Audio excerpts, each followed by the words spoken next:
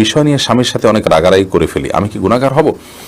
একসাথে চলতে গেলে দুনিয়াতে কখনো কোনো বিষয় নিয়ে রাগারাগি বা আপনার মনোমালিন্য হতে পারে, কথা কাটাকাটি হতে পারে, কিন্তু সেটা অমুসলিম সুলভ যেন না হয়। অর্থাৎ মুসলমানের যে চরিত্র, সেই চরিত্রের সীমা যেন অতিক্রম না করে, গালমন্দ যেন না হয়, কটূক্তি যেন না হয়, পার্সোনাল অ্যাটাক যেন না হয়, মুখের ভাষা যেন খারাপ করা না হয়। এগুলো যদি না হয় তাহলে সেক্ষেত্রে ইনশাআল্লাহ বিদিনিল্লাহ এর কারণে বড় কোনো গুনাহ হবে না।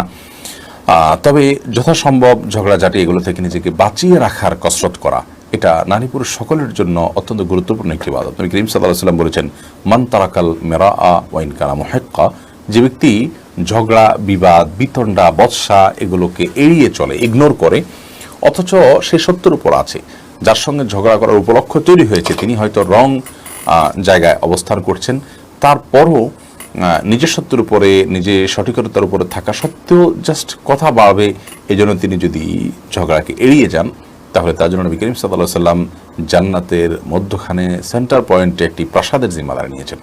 আর এই কারণে ঝগড়া বিবাদ এড়িয়ে চলা এটা ইমানদারের উত্তম আখলাকের অংশ।